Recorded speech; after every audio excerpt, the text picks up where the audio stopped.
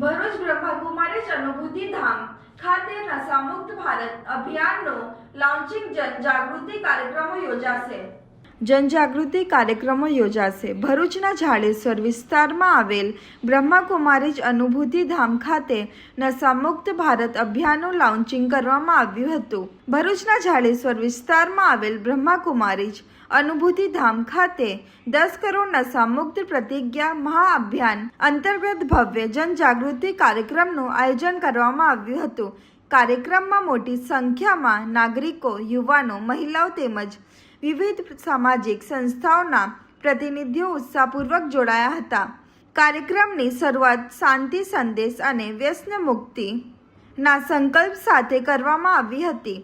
ઉપસ્થિત તમામ લોકોએ જીવનમાં કોઈ પણ પ્રકારના નશાનો ત્યાગ કરવાનો, પોતાના પરિવાર, શાળા, સમાજ અને દેશને વ્યસન મુક્ત બનાવવા માટે જાગૃતિ ફેલાવવાનો સંકલ્પ લીધો હતો. કાર્યક્રમ દરમિયાન નશામુક્ત ભારતના સંદેશ સાથે જનજાગૃતિ અભિયાન ચલાવવા આહ્વાન કરવામાં આવ્યું હતું. ઓમ શાંતિ. પ્રજાપિતા બ્રહ્માકુમારી ઈશ્વરીય વિશ્વવિદ્યાલયના ભરૂચ સબઝોનનું મુખ્યાલય જાડેશ્વર અનુભૂતિ ધામ ખાતે આજે નશામુક્ત ભારત પ્રોગ્રામનું લોન્ચિંગ કરવા જઈ રહ્યા છે, જેની અંદર અલગ અલગ સ્કૂલો, કોલેજો, અલગ અલગ કોર્પોરેટ સેક્ટરો, સંગઠનો અને જ્યાં પણ કોઈ ગ્રુપ ભેગું થતું હોય ત્યાં જઈને 10 મિનિટ માટે નશાના નુકસાન શું અને એનાથી મુક્ત કઈ રીતે થવું તે સમજાવીને તેના માટે પ્રતિજ્ઞા કરાવીએ છીએ.